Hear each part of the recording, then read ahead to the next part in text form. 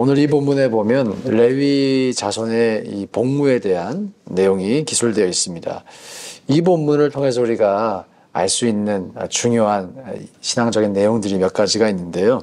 먼저 이 본문을 살펴보면 30세에서 50세 이런 표현이 반복이 되죠. 30세가 되어야만 이 회막의 직무를 맡겼다라는 것을 우리가 알 수가 있습니다. 주어진 업무의 성격에 비하면 조금 높은 나이라고 할 수가 있겠습니다. 왜냐하면 이들의 업무가 쉽게 말해 요즘으로 치면 로지스틱스와 메인테넌스거든요. 이 성막과 관련된 기물들을 잘 관리하고 지키고 때로는 닦고 관리하고 그리고 운반하는 일. 그러니까 이게 닦고 운반하고 이 일을 하는데 보통 유스아이들도 잘 할 수 있겠죠. 굳이 30세가 안 되어도 할 수 있을 것입니다. 요즘 같으면 로지스틱스, 이삿짐 센터, 중고등학생들도 알바 많이 하더라고요. 일일 알바 이렇게. 그럼에도 30세가 되어야만 복무를 시작했어요. 그리고 역대기에 따르면 최소 연령이 20세라고도 소개가 되는 본문이 있는데 이 랍비들이 이렇게 설명을 합니다. 20세부터 수습기간을 거쳤다. 10년 동안 이 수습기간, 인턴으로 복무를 하다가 30세가 됐을 때 정식으로 복무를 했던 거예요.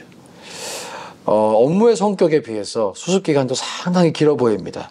그리고 30세가 되어야만 정식으로 근무를 시작했다는 것. 우리가 이것을 어떻게 이해를 해야 될까? 매우 체계적이고 전문적인 고도의 훈련을 받았다는 것을 알 수가 있어요. 그렇게 체계적이고 전문성을 요구하는 것이 레위인의 일이었다는 것이죠. 레위인들은 자기 소유는 없었죠. 그러나 땅에서 농사를 짓거나 돈을 벌지 않았습니다. 오로지 영적인 업무에만 집중을 시켰어요. 이것이 보여주는 것이 있습니다. 자, 겉으로 보기에는 사소해 보일 수도 있는 일, 성막을 옮기고 또 관리하는 메인테넌스, 로지스틱스, 쉬운 일처럼 보이는데 어려운 일처럼 보이지 않는데 라고도 생각할 수 있지만 사실 영적인 업무는 그렇지 않았다라고 하는 것이죠. 이 성막의 업무, 영적인 업무는 하나님께서 이렇게 중요하게 여기셨다라고 하는 것이고 이렇게 레위인들을 철저하게 훈련시키심으로써 나머지 지파들에게 보여주시고자 하는 메시지가 있었겠죠.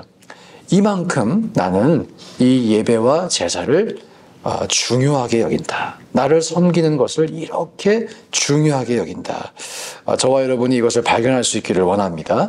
자, 이렇게 퀄리티 측면에서 아주 고도의 훈련을 받았는데 두 번째 퀀티티도 양도 상당히 많았어요. 오늘 본문에 보면 이 사람들 다 합치니까 8,580명이라고 이렇게 하죠.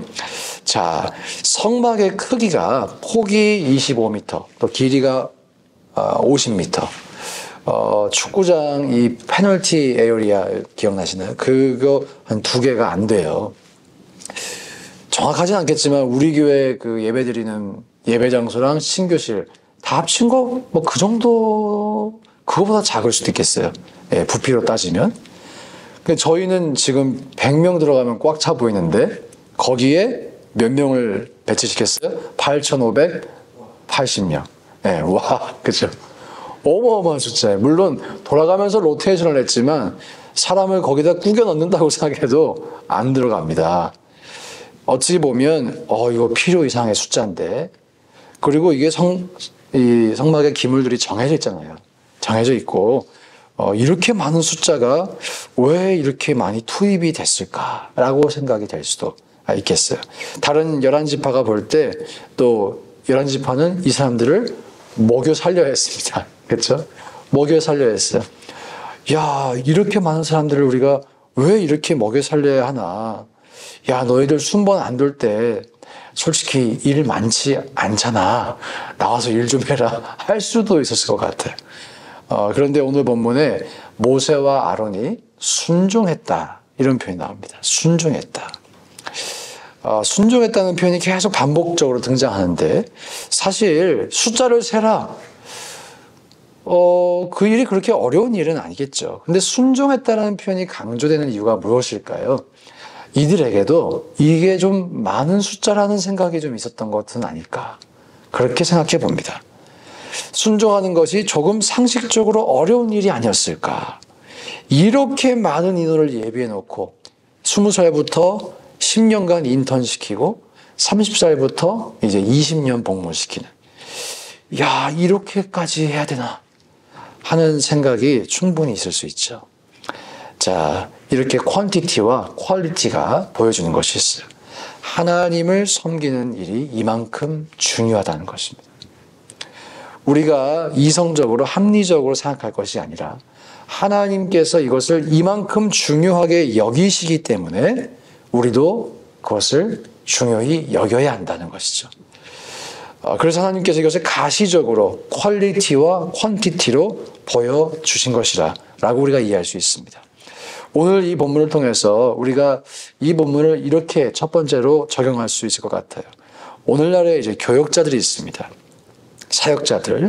눈에 보기에 단순한 일을 하는 것 같이 보일 수도 있어요. 정말 제가 아는 어떤 분들 그러시더라고요. 목사님 참 편하겠다고. 일주일에 하루만 일하지 않냐.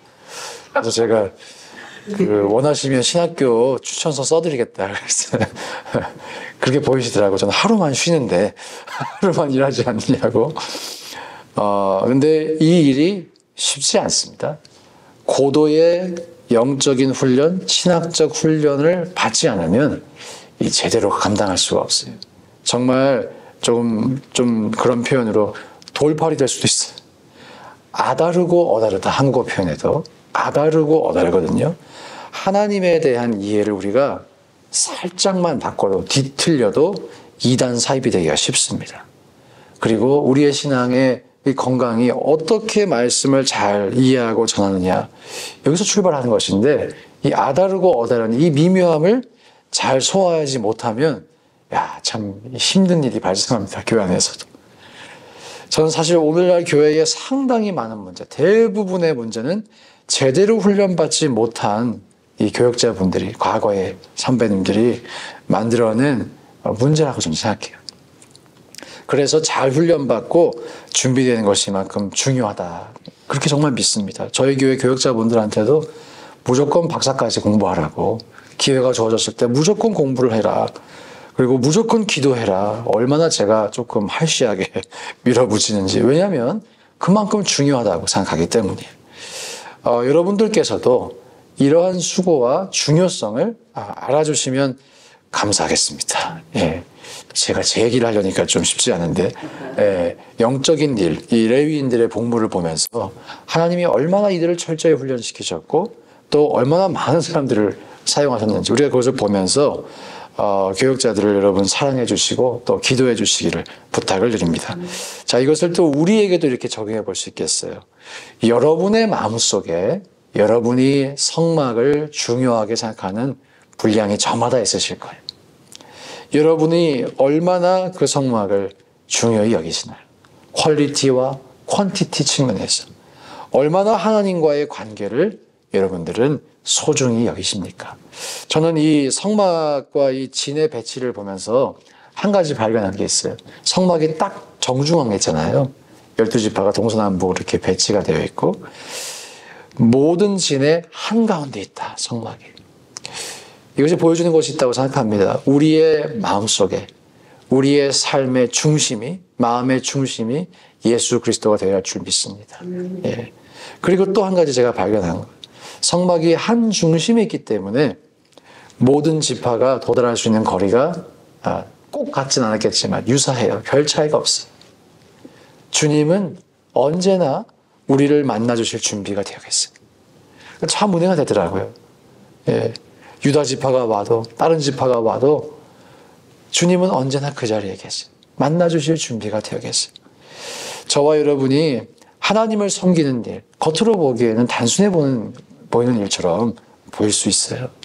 그러나 그 일의 중요성을 우리가 기억하며 하나님을 눈에 보이지 않지만 그 눈에 보이지 않는 하나님, 내가 정말 살아계신 하나님으로 모시며 정성과 또 마음 다해 사랑으로 섬길 수 있기를 주의 이름으로 축복합니다. 예. 그것이 오늘 본문을 통해서 우리에게 주시는 도전이라고 저는 생각해요. 저와 여러분이 우리 마음속에 있는 성막, 또 우리가 드리는 예배, 하나님과의 관계를 한번 점검해 보시며 이 세상 가장 중요한 것 예수님이십니다. 주님보다 내게 중요한 것은 없습니다. 이 고백을 가지고 돌아가시길 주의 이름으로 축복합니다. 함께 시간 기도하실 때